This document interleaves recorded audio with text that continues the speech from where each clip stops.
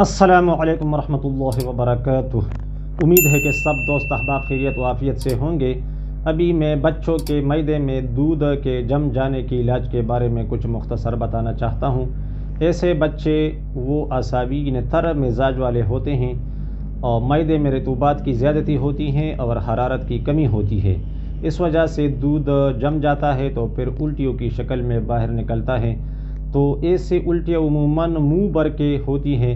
تو یہ نجس ہوتی ہیں، اگر کپڑوں پر لگے تو دھونا ضروری ہے ورنہ پھر نماز نہیں ہوتی۔ علاج کے لیے آپ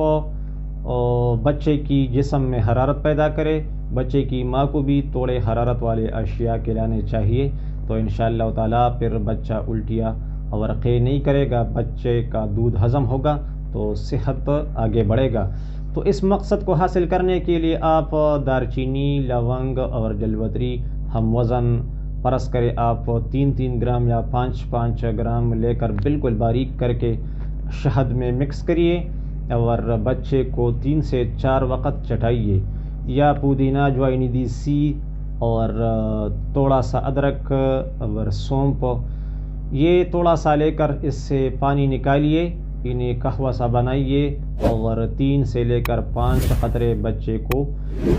دن میں 3 سے 4 وقت پلائیے، تو انشاءاللہ تعالیٰ پھر بچے کا دودھ ہضم ہوتا رہے گا اور معدے میں نہیں جمے گا، تو بچے کا صحت بالکل درست رہے گی اور بچے کو قے کی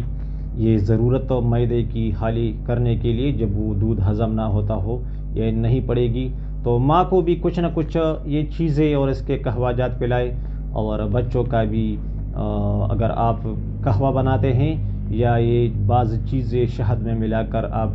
چٹانا چاہتے ہیں تو انشاءاللہ دونوں صورتوں میں قہوہ ہو یا شہد میں ملا کر استعمال کرنا ہو،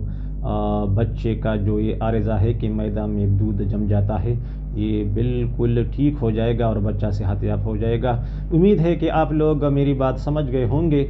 تو جو دوست نئے ہیں تو وہ چینل کو ضرور سبسکرائب کرے اور پرانے دوست کلپ لائک اور شیئر کرے۔ السلام علیکم ورحمۃ اللہ وبرکاتہ۔